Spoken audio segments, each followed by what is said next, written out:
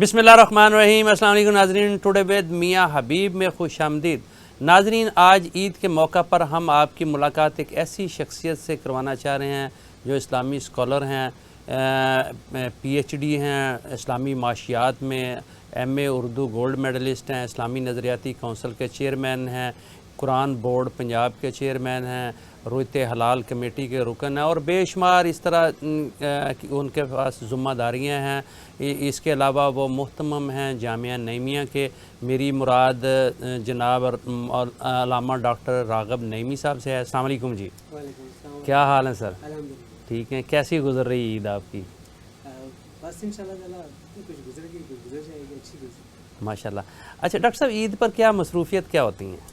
देखिए, ईद पे मसरूफियत जो सबसे बड़ी हमारी होती है वो खल्क़ खुदा की खिदमत है जी। वो बाई माना कि हमारे अदारे में जामिया नईमिया में कुर्बानी की इज्तिमाई कुर्बानगाह होती है और कुर्बानी का इज्तिमाई नज़म कायम है, जिसमें कम व बेश 350, 350, 350 जानवर अल्लाह की राह में कुर्बान किए जाते हैं। लोग आते हैं, अपने हिस्से जानवरों में डालते हैं, करते हैं, फिर पूरा एक नज़म है जो कि हम चलाते हैं।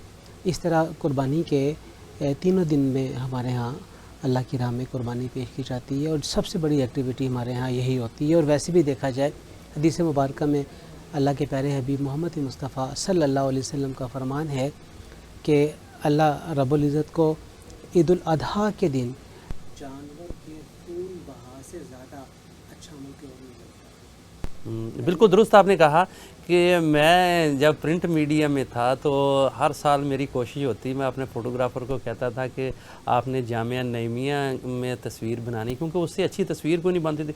इतनी बड़ी तादाद में जानवर ज़िबा हो रहे, वो जो ज़िबा का मंज़र होता था ना, वो बहुत ज़बरदस्त होता था और इतनी हयूज बड़े पैमाने पर जो है वो कुर्बानी कहीं और नहीं होती थी। तो वही आज भी मंज़र उसी तरह से बढ़ के मंज़र है जी। हम तो तादाद को बढ़ा के काफ़ी ऊपर तक लेते हैं माशाल्लाह। उस वक्त में आज से 20 साल पहले, 25 साल पहले कुर्बानी की जगह 150 पौने 200 हुआ करती थी। अल्हम्दुलिल्लाह ये 350 से ज़्यादा हो चुकी है।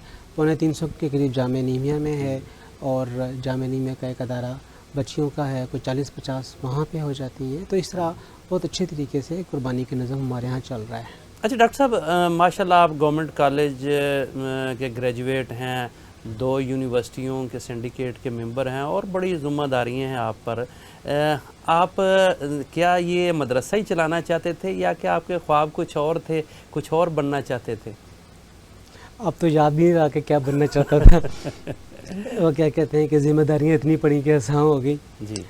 कभी बचपन में ख्याल था कि आर्मी ज्वाइन करेंगे, लेकिन वो ख्याल ख्वाब हो गया और उसके बाद फिर दीनी तालीम की तरफ आ गए। फिर दीनी तालीम के साथ साथ हमारे मदरसे में दुनियावी तालीम भी है, दुनियावी दीनी तालीम का इम्तिज़ाज है। उसी इम्तिज़ाज से हमने भी फ़ायदा उठाया। FA तक मैंने प्राइवेटली मैट्रिक और FA जामिया नईमिया ही से मैंने पढ़ा और उसके बाद फिर ग्रेजुएशन मैंने गवर्नमेंट कॉलेज लाहौर से की, मास्टर मैंने पंजाब यूनिवर्सिटी से किया और ग्रेजुएशन में मेरे मेजर इकनॉमिक्स, स्टैट और अरबिक थे और पंजाब यूनिवर्सिटी के अंदर इकनॉमिक्स में मेरा पहला मास्टर है। फिर वो जो आपने ये फरमाया ना कि उर्दू में गोल्ड मेडलिस्ट हूँ, मैं अरबी में गोल्ड मेडलिस्ट हूँ। पंजाब यूनिवर्सिटी से मैंने गोल्ड मेडल हासिल किया 1987 के इम्तिहान में पूरे पंजाब में। मैं पंजाब यूनिवर्सिटी में मैंने पहली पोजीशन हासिल की थी। अच्छा माशाल्लाह, बहुत ज़बरदस्त इम्तिज़ाज है आपका दीनी तालीम और साथ दुनियावी तालीम का भी। ये बताइएगा कि मशागल क्या है आपके? एक मशागला जो मुझे इनहेरिट हुआ वालिद गिरामी डॉक्टर सरफराज नईमी शहीद से जी, वो है स्टैम्प कलेक्टिंग का। अच्छा जी। मेरे वालिद गिरामी ने मुझे कम व बेश 400 स्टैम्प का एक ज़ख़ीरा दिया कि ये मैंने जमा की थी, चलो अब तुम इसको इजाफ़ा करो। तो बड़े अरसे तक मतलब नौजवानी में हम इसमें इजाफ़ा करते रहे। अगरचे इजाफ़ा तो अब भी है, कदरे कम है, लेकिन अल्हम्दुलिल्लाह मेरे पास 5000 से ज़्यादा स्टैम्प्स हैं दुनिया के मुख्तलिफ़ ममालिक की, जो मैंने कलेक्ट की हैं, जमा की हुई हैं। अच्छा डॉक्टर साहब, ये बताइएगा कि ईद की ख़रीदारी ख़ुद करते हैं, ब्रांडेड कपड़े पहनते हैं या अपना कोई टेलर रखा हुआ है? जी, ब्रांडेड कपड़े नहीं हैं, टेलर है اور عمومی طور پہ بہت لیوش شوٹنگ نہیں ہم کرتے، درمیانی درجے کی جو ایک سٹینڈرڈ ہے. اور میں اب نام لکھ دیتا ہوں، ہمارے ان ساتھی کا بھی تھوڑا سا ہو جائے گا. پرنس ٹیلر ہیں گڑھی چاؤں میں، بڑے مشہور ٹیلر ہیں. سوری ہالس ٹیلر ہیں. ہالس ٹیلر بڑے مشہور ٹیلر ہیں، اور پچھلے 20-25 سال سے ان کی سے ہی سلسلہ جاری ہے. اچھا، چھٹیاں گزارنے کسی خاص جگہ پہ جاتے ہیں؟ بچوں کی کو لے کے کہیں جاتے ہیں، خاص کر کے عید پر کہیں لے کے جاتے ہیں؟ اچھا، کوئی باقاعدہ نہیں ہے پلان، جی. لیکن کبھی پروگرام بن بھی جاتا ہے، عید کے علاوہ بھی بن جاتا ہے. جی. پچھلی اگست میں ایبٹ آباد اور ایبٹ آباد کی گرد و نواح میں تفریح کے لیے گئے تھے، پوری فیملی گئی تھی. اس سے پہلے بھی مری کاغان وغیرہ اس طرف 2-3 دفعہ وزٹ ہو چکا ہوا ہے، تو وہ پلان ہو جاتا ہے. ماشاءاللہ وسائل بھی آپ کے پاس ہیں. کوئی فارن ٹور نہیں بچوں کو کروایا؟ بچوں کو میں نے سعودی عرب کا کروایا ہے. اچھا جی. 2012 میں عمرے کے لیے ان تمام کو میں لے گیا تھا. پوری فیملی ہماری عمرے کے لیے گئی تھی. 2017 میں اور اس سے پہلے 2009 میں حج کے لیے اللہ کی بارگاہ میں حاضر ہوا. مسز میرے ساتھ تھیں دونوں دفعہ میں.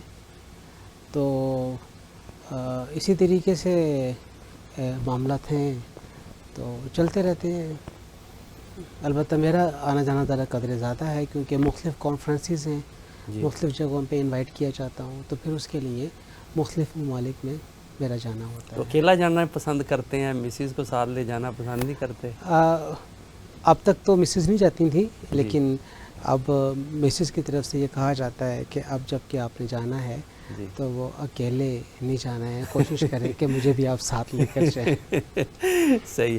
اچھا ڈاکٹر صاحب، چلے تھوڑا سا چونکہ عید قربان ہے اس کی طرف آتے ہیں. یہ بتائیے گا کہ آج کل چونکہ سوشل میڈیا کا دور ہے، مختلف قسم کے بحث مباحثے چلتے ہیں.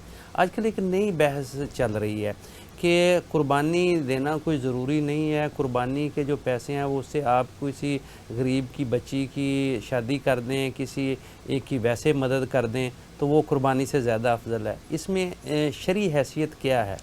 دیکھیے، بڑی عجیب سی بات ہے، اس طرح کے سلوگن ہمیں عید قربان کے موقع پہ ہی نظر آتے ہیں. جی.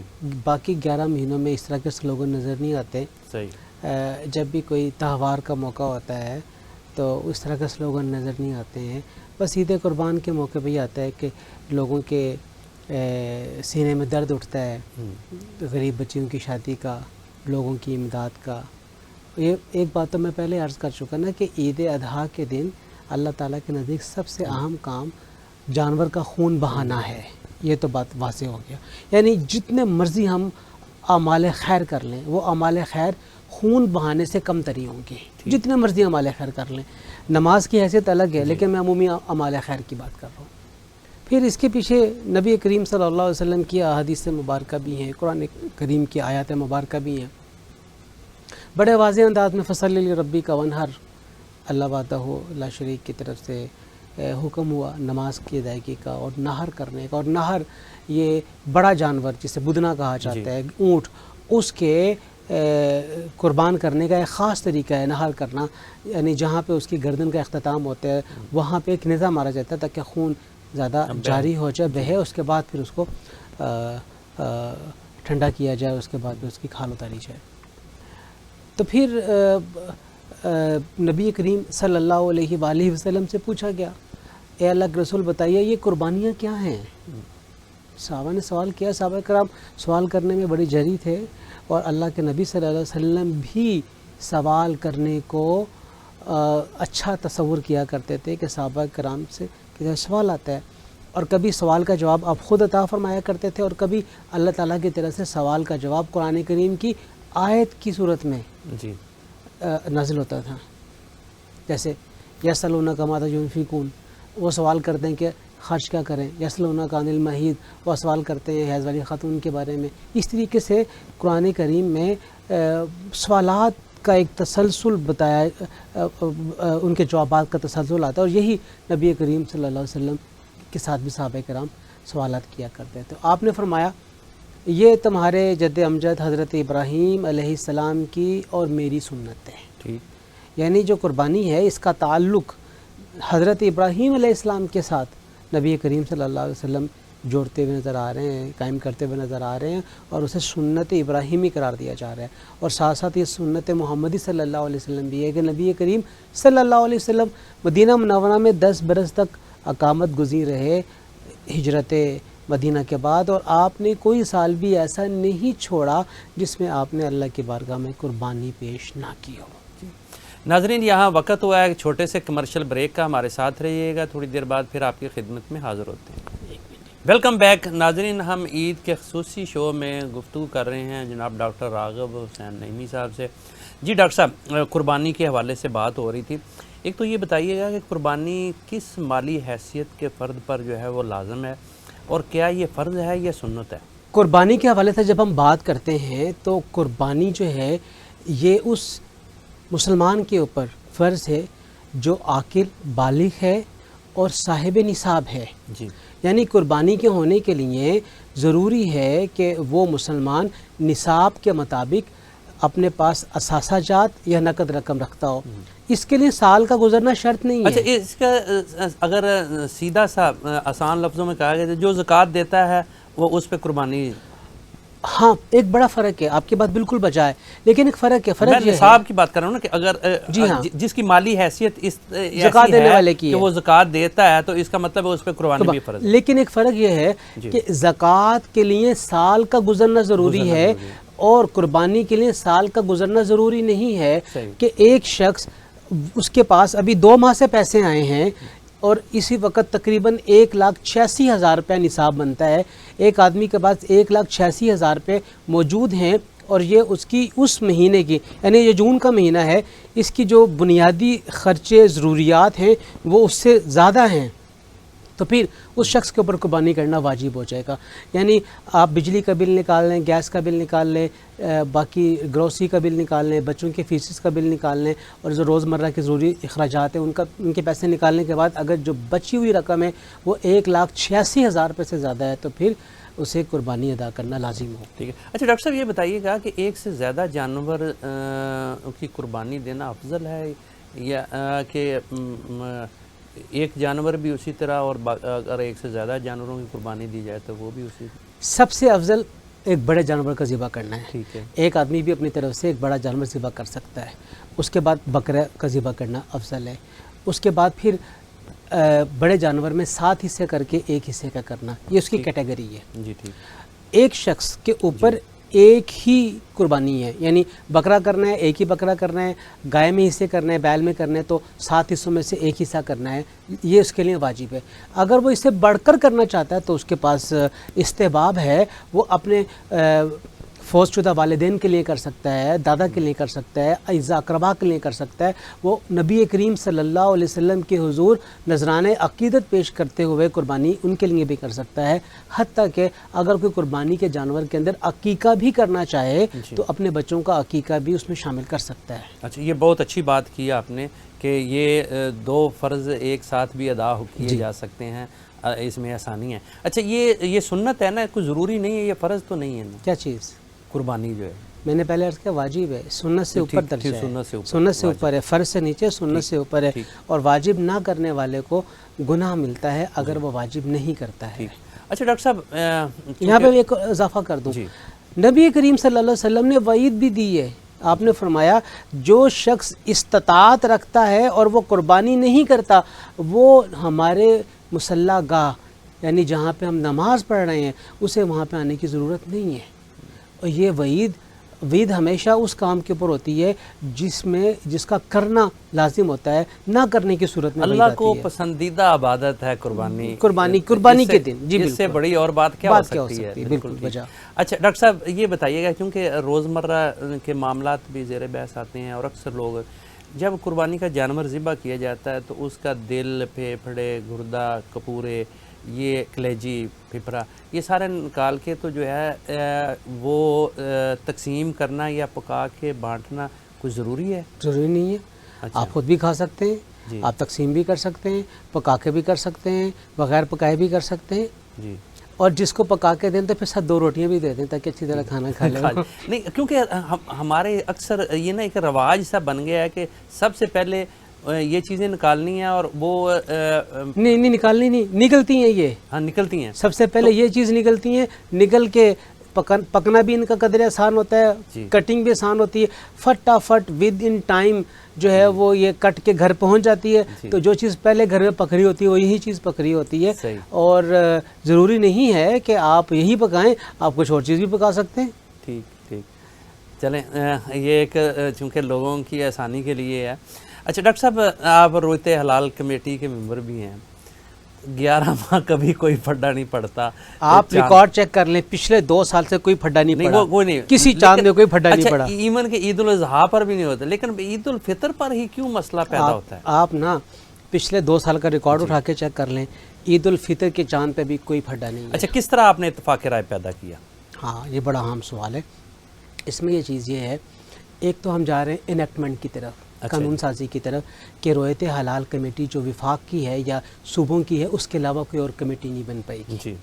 یعنی یہ ڈیٹرنس طریقہ ہم اختیار کر رہے ہیں کہ تاکہ کوئی اور کمیٹی اعلان ہی نہ کرے، اور اگر کوئی انفرادی طور پہ اعلان کرے گا، مرکز سے ہٹ کے کرے گا، تو اس کے لیے باقاعدہ سزا مقرر کی گئی ہے. اچھا، یہ ابھی پروسیس میں ہے، انشاءاللہ تعالیٰ یہ انیکٹمنٹ ہو جائے گی.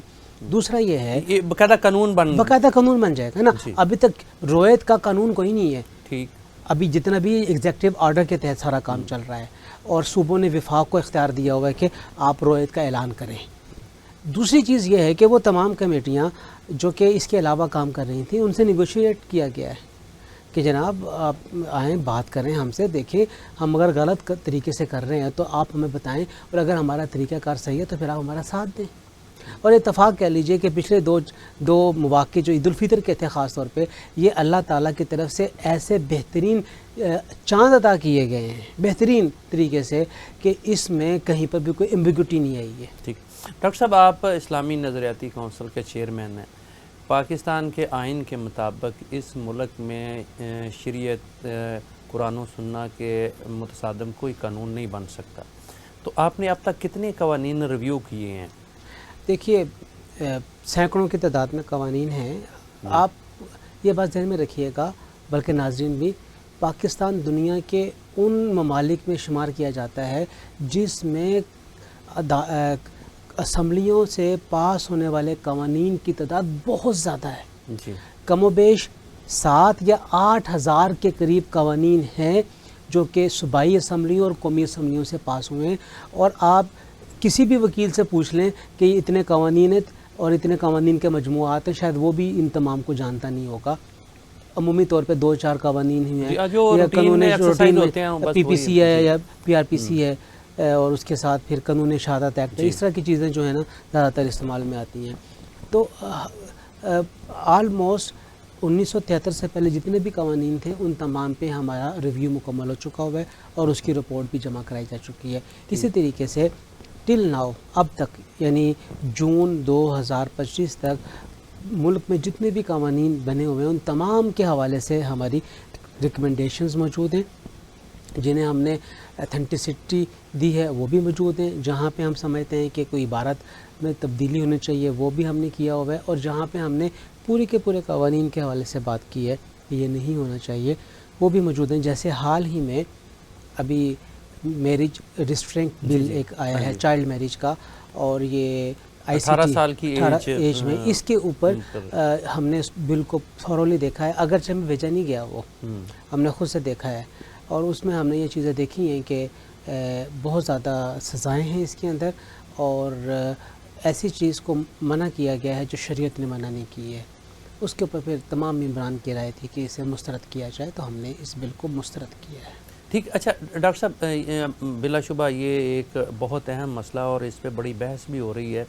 کچھ لوگ اس کو جو ہے وہ شریعت کے منافی قرار دے رہے ہیں جی، کہ جب شریعت میں ہے کہ بچہ بچی بالغ ہو جائے تو وہ نکاح کی عمر ہے اور وہ نکاح کر سکتے ہیں، تو حکومت جو ہے یہ تعین کیوں کرتی ہے، تعین کیوں کر رہی ہے ایج کا؟ بالکل ٹھیک ہے. لیکن اگر حکومت نے ایک قسم کا زبردستی علماء کی رائے کو ایک سائڈ پر رکھتے ہوئے اسے پاس کر دیا ہے، یہ نافذ العمل ہو گیا، پریزیڈنٹ نے اس پہ سائن کر دی ہیں، تو کیا جن لوگوں نے یہ قانون بنایا ہے ان پہ کوئی حد لاگو ہوتی ہے یا کوئی؟ نہیں، حد تو لاگو اس طرح نہیں ہوگی جی، البتہ اتنا ضرور ہے کہ ہم یہ تصور کرتے ہیں، ہم یہ ذہن میں بات رکھتے ہیں کہ یہ عمل جو ہے بہرحال شریعت کے منافی ہے، اور شریعت کے منافی کوئی قانون سازی نہیں ہونی چاہیے، اور اگر کہیں پہ کوئی ایسی قانون سازی ہے تو ایک تو یہ کہ علماء کو اعتماد میں لیا جائے باقاعدہ طور پہ، اور ان کے ساتھ لائزن قائم کیا جائے، اور اس کے بعد پھر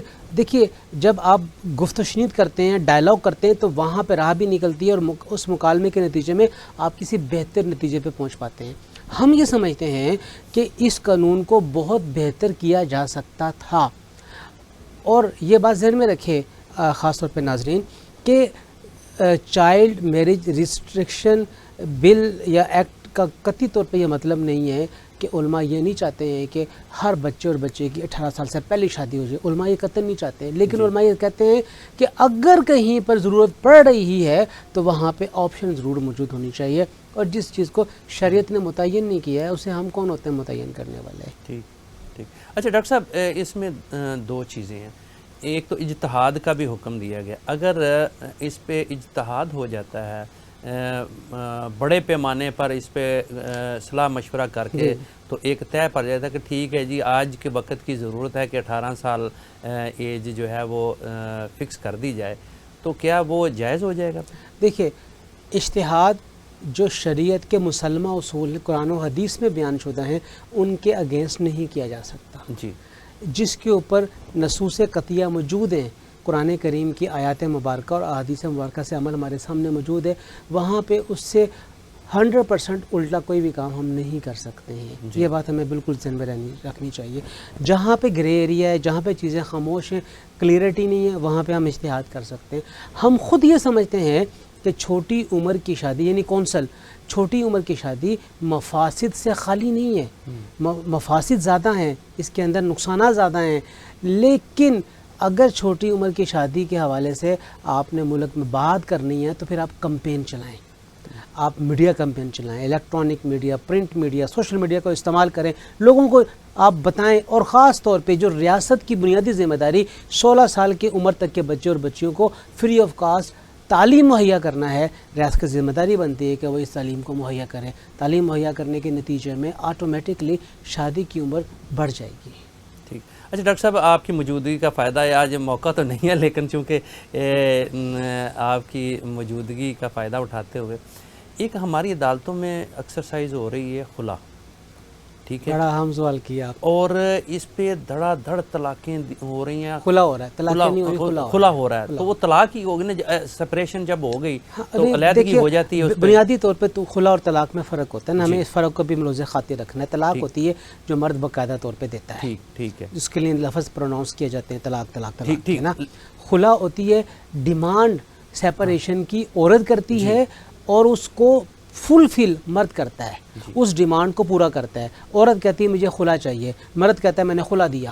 اچھا، لیکن ڈاکٹر صاحب یہاں مسئلہ یہ ہے جو ہمارے ایکسرسائز ہو رہی ہیں چیزیں، عورت جاتی ہے عدالت میں، جی میں نے خلا لینا ہے، وہ ایک فرضی سے 8-10 الزامات لگاتی ہے اور ایک درخواست دیتی ہے، اور اس پہ عدالتیں آنکھیں بند کر کے 3 ماہ کے اندر اس کا فیصلہ کرتے ہیں خلا، اور 80% جو ہے نا وہ سپریشن ہو رہی ہے۔ اس میں نا کونسل کی رائے یہ ہے کہ ایسا خلا جو ہو رہا ہے وہ اس کو انڈر کنسیڈریشن رکھا جائے، اور اس کے اوپر 100% اس کے اوپر عمل نہ کیا جائے، لیکن اس کے ساتھ ساتھ بڑی اہم بات یہ ہے کہ خلا کے اس پورے کے پورے پروسیس کو ریوزٹ ہونے کی ضرورت ہے، جی، خلا کے اس قانون کا ریوزٹ ہونے کی ضرورت ہے۔ لیکن میری ایک ذاتی رائے بھی ہے کہ ایسی عورت جو اپنے شوہر سے خلا مانگنے کے لیے تیار ہو گئی ہے، تو کیا اگر ان میں صلح ہو جائے، اس عورت کی اس دلی کیفیت کو، ذہنی کیفیت کو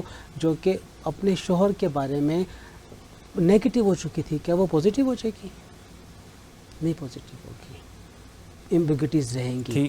میری ذاتی جو ایک اس کے بارے میں سوچ ہے وہ یہ ہے کہ ایسی عورت کے بارے میں اس کے شوہر کو سوچنا چاہیے کہ جو آج اس نہج پہ پہنچ گئی ہے کل پہ کچھ اور بھی کر سکتی ہے، تو اسے چاہیے کہ وہ اس کو فارغ کرتے ہیں۔ اچھا ڈاکٹر صاحب، میری تو بہت ناقص سی رائے ہے، میرے تو اتنا علم بھی نہیں ہے، لیکن کیا اسلام میں کسی بھی چیز کو فیسیلیٹیٹ کرنے کے لیے، سہولتیں پیدا کرنے کے لیے راہ نکالی جا سکتی ہے؟ جب طلاق کا ایک طے شدہ اصول ہے اور اس کے مطابق ہی طلاق ہو سکتی ہے، تو کیا ہم عورتوں کو مساوی حقوق دینے کی خاطر یا مغرب کو خوش کرنے کی خاطر ہم کوئی راہ نکال سکتے ہیں؟ دیکھیے، خلا تو خود اللہ کے رسول صلی اللہ علیہ وسلم کی طرف سے نکالنے کی راہ ہے۔ جی، یعنی خلا کا تصور تو شریعت نے دیا ہے نا، جی، اور خلا جو ہے وہ عورت کی طرف سے ڈیمانڈ آف سیپریشن ہے۔ جی، جس طریقے سے مرد اپنی مرضی سے طلاق دے دیتا ہے، شوہر اس طلاق کو لینا چاہتی ہے، تو اس کے لیے جو ڈیمانڈ آف سیپریشن ہے یہ بھی اللہ تعالیٰ کی طرف سے مقرر، اللہ کے رسول صلی اللہ علیہ وسلم کی طرف سے مقرر کی گئی ہے۔ اس لیے دونوں طرف سے چیزوں کو رکھا گیا ہے۔ ہاں، دیکھنا یہ ہے کہ شوہر بغیر وجہ کے طلاق نہ دے اور بیوی بغیر وجہ کے خلا نہ طلب کرے۔ ٹھیک، چلیں اس پہ تو بہت لمبی بحث ہو سکتی ہے، اس کے کافی سارے پہلو ہیں، ثانوی سوالات بھی ہیں کہ آج کل کو جو جس قسم کے حالات ہیں اور معاشرہ جس بے راہ روی کا شکار ہو رہا ہے، اس میں ہم کس طریقے سے بہتری لا سکتے ہیں، کیا کچھ ہو سکتا ہے۔ لیکن ناظرین، یہاں وقت ہوا ہے کہ چھوٹے سے کمرشل بریک کا، ہمارے ساتھ رہیے گا، تھوڑی دیر بعد پھر آپ کی خدمت میں حاضر ہوتے ہیں اور ڈاکٹر صاحب سے اسلامی معیشت کے حوالے سے اب پوچھتے ہیں کہ پاکستان میں چونکہ سود کے نظام کے حوالے سے ایک سپریم کورٹ کا فیصلہ بھی آ چکا ہے، لیکن ابھی تک جو ہے وہ اس پر عمل درآمد ممکن نہیں ہو سکا۔ بہرحال ایک ٹائم لیمٹ دی ہوئی ہے، اس پر ہم ڈاکٹر صاحب سے بات کریں گے۔ ابھی ایک وقفے پہ جا رہے ہیں۔ ویلکم بیک ناظرین، ہم گفتگو کر رہے ہیں ڈاکٹر راغب حسین نعیمی صاحب سے۔ جی ڈاکٹر صاحب، اسلامی معیشت کے حوالے سے چونکہ آپ نے پی ایچ ڈی بھی کر رکھی ہے اس میں، اس وقت بہت سارے معاملہ جو ہیں وہ ہمیں اسلامی قوانین سے متصادم نظر آتے ہیں۔ سب سے بڑا تو سود کا مسئلہ تھا، اس پہ سپریم کورٹ کا ایک حکم بھی آ چکا ہے کہ 2028 تک جو ہے آپ مکمل طور پر اس پر امپلیمنٹ کریں، لیکن ہمارے یہاں جو نظر آ رہا ہے وہ تو یہی ہے کہ بینک صرف اپنے نام چینج کر کے اسلامی رکھ رہے ہیں، تو اس سے کیا وہ جو ایک مت ہے کہ سود کا خاتمہ وہ ممکن ہو سکے گا؟ جی، میں پہلے یہ عرض کر دوں کہ یہ اسلامی بینکنگ نام کی نہیں ہے، جی، یہ حقیقت میں بھی اسلامک بینکنگ ہے۔ ہاں، امپلیمنٹیشن میں ہمیں مسائل کا سامنا ہے، رکاوٹوں کا سامنا ہے، اور جب آپ کام کرتے ہیں تو پھر ہی آپ کے سامنے آنے والی جو رکاوٹیں ہیں آپ ان کے لیے سوچتے بھی ہیں اور انہیں دور کرنے کی کوشش کرتے ہیں۔ جی، اب تک جتنی بھی بینکنگ ہوتی رہی ہے وہ کنونشنل بینکنگ ہوتی رہی ہے، لیکن پچھلے 20 سے 25 سالوں میں جی، اسلامک بینکنگ کے اوپر بہت کام ہوا ہے، اور آپ یہ دیکھیے پاکستان میں 27% سے زیادہ شیئر بینکنگ سیکٹر میں اسلامک بینکنگ کا آ چکا ہے۔ اچھا جی، اس مجھے اچھی طرح یاد ہے کہ فیصل بینک اب مکمل طور پہ فیصل اسلامک بینک ہو چکا ہے، یعنی یہ وہ پہلا کنونشنل بینک ہے جس نے اپنے آپ کو مکمل طور پہ کنونشنل بینکنگ سے اسلامک بینکنگ کی طرف کا سفر کیا ہے۔ میزان بینک کی بات کر لیں یا دبئی اسلامک کی بات کر لیں، وہ تو شروع ہی سے بینکنگ سیکٹر میں کیا تبدیلیاں کی ہیں کہ وہ جو ہے اب انٹرسٹ جسے ہم کہتے تھے وہ ختم ہو گیا، اور اب جو ہے وہ کیا اس کا ماڈل کیا ہے؟ میں آپ کو عرض کرتا ہوں۔ دیکھیے، شریعہ سٹینڈرڈز ہیں، جی، ایک بین الاقوامی ادارہ ہے ایافی جو شریعہ سٹینڈرڈز تیار کرتا ہے بینکوں کے لیے۔ کم و بیش 60 کے قریب شریعہ سٹینڈرڈز تیار کیے گئے ہیں۔ جی، پاکستان اسٹیٹ بینک نے ان 60 میں سے 14 کو پہلے قبول کر لیا تھا، اس کے بعد بھی پھر کچھ شریعہ سٹینڈرڈز جو ہیں وہ قبول کیے گئے ہیں اسلامک بینکوں کے لیے۔ آلموسٹ کو 20-22 کے قریب یہ شریعہ سٹینڈرڈز ہیں، جس میں بتایا گیا ہے کہ اسلامک بینک ان سٹینڈرڈز کو کام اپنے سامنے رکھ کے اپنی پروڈکٹس تیار کریں گے بینکنگ کی، اور اس کے مطابق وہ کام کریں گے۔ اسٹیٹ بینک کی ایک کمیٹی ہے جسے ہم کہتے ہیں شریعہ ایڈوائزری کمیٹی۔ یہ it is comprise on scholars and some representative from banking sector and law and other.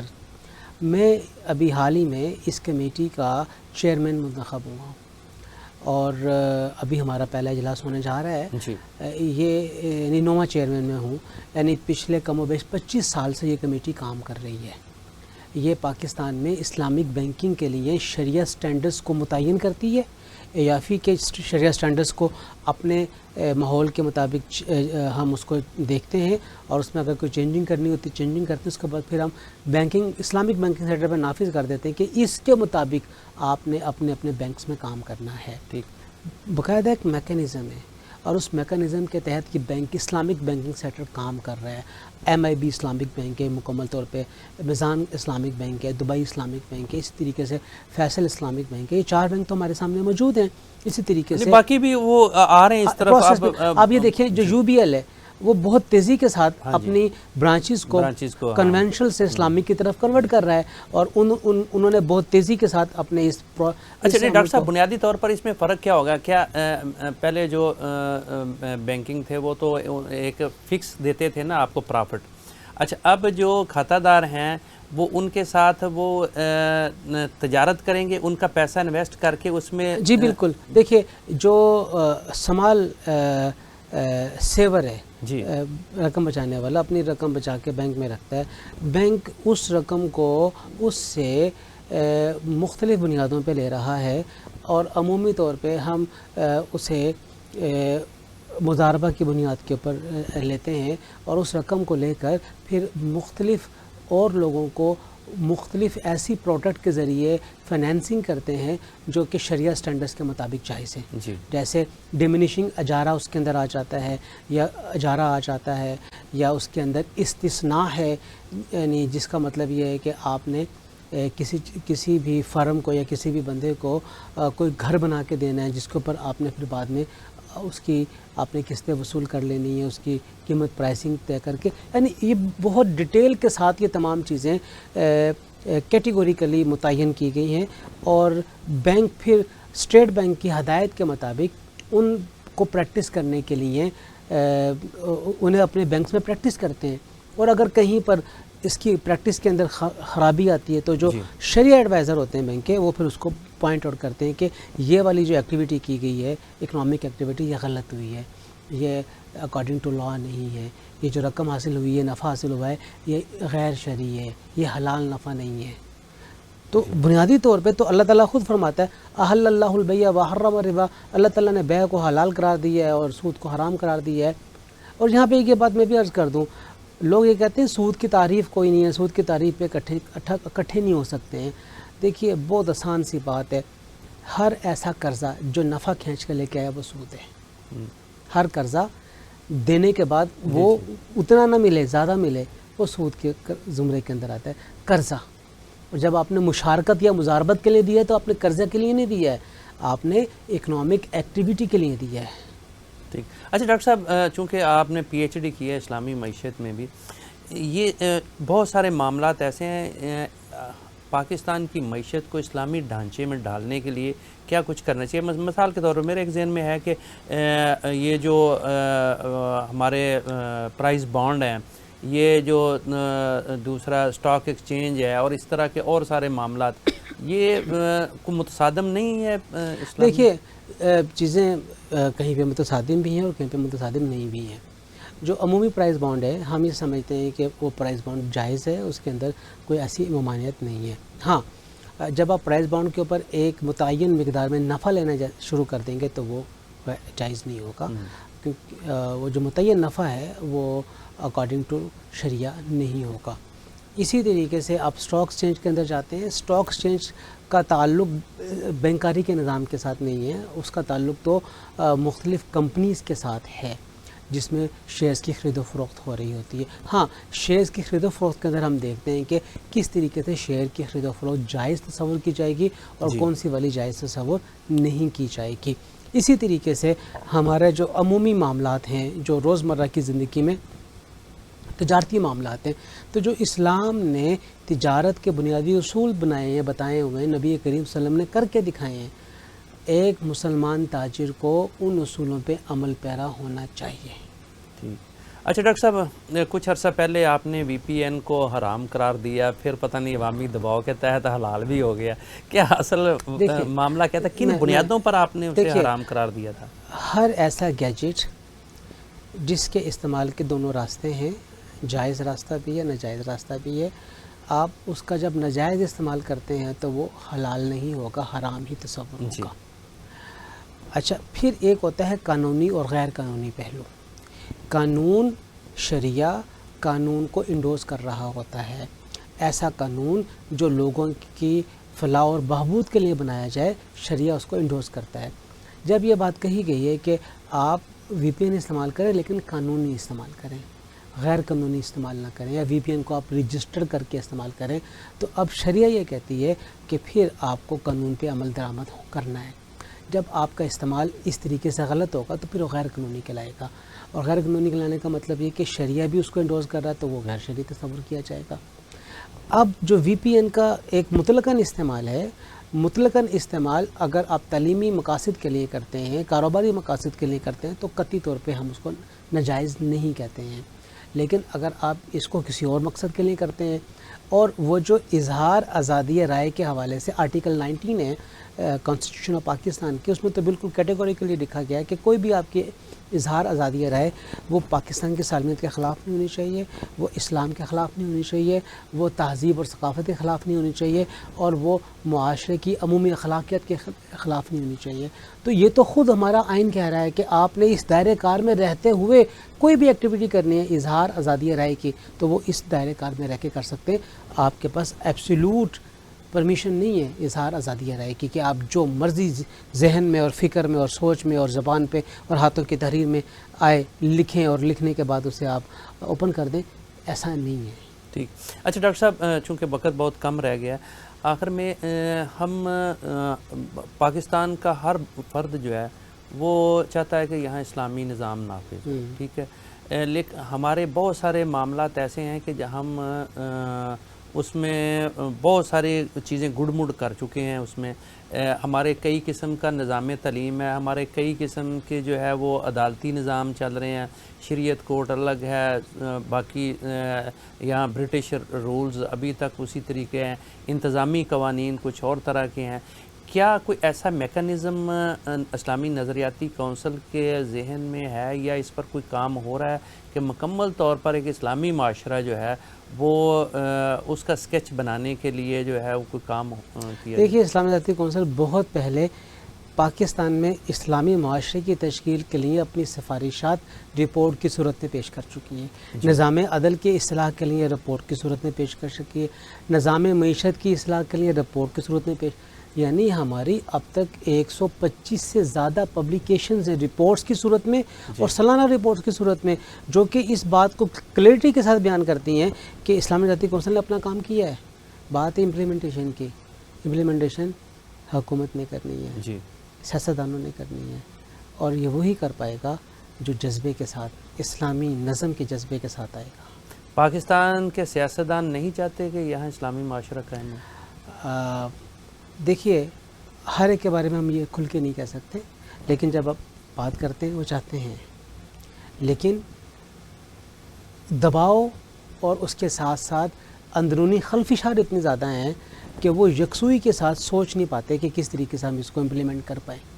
اب آپ دیکھ لیجئے کہ پچھلے 1.5 سال سے جو حکومت ہے وہ اپنے وجود کو تسلیم کروانے میں لگی ہوئی کہ میرا وجود ہے، جی جی، اور پھر آپ یہ دیکھیے اس 4 روزہ جنگ نے اس وجود کو استحکام بخشا، اور یہ بات کلیئرٹی کے ساتھ سامنے آ گئے کہ واقعتاً حکومت کا وجود ہے کہ اس نے 4 روزہ جنگ کر کے بڑے آسان طریقے سے اپنے مقاصد حاصل کیے، اور اپنے اوپر ہونے والے حملے کا بہترین بروقت سوچ سمجھ کے اس کا جواب دیا۔ اور اس کے لیے میں سمجھتا ہوں کہ ہماری افواج پاکستان، ہماری حکومت، اور خاص طور پہ جنہوں نے بہت اہم کام کیا سفارتی سطح کے اوپر، میڈیا کی سطح کے اوپر لوگوں کو انگیج کیا ہے، یقینی طور پہ ہمیں ان کی تحسین کرنی چاہیے کہ اس ریاست کی حفاظت کے لیے بہرحال ان کی یہ کوشش اور قدر رائگاں نہیں جائے گی۔ لیکن بات پھر وہی آ جاتی ہے کہ جو جتنے جذبے کے ساتھ بات کو، معاملات کو لے کر چلے گا، اتنا ہی زیادہ اسلامی نظام ہم ملک میں رائج کر سکیں گے۔ ڈاکٹر صاحب بہت شکریہ آپ کا گفتگو کرنے کا، یقینی طور پر ہمارے ناظرین نے اس میں سے بہت اچھی باتیں جو ہیں وہ ذہن نشین بھی کی ہوں گی اور اس سے اچھا رزلٹ جو ہے وہ اخذ کیا ہوگا۔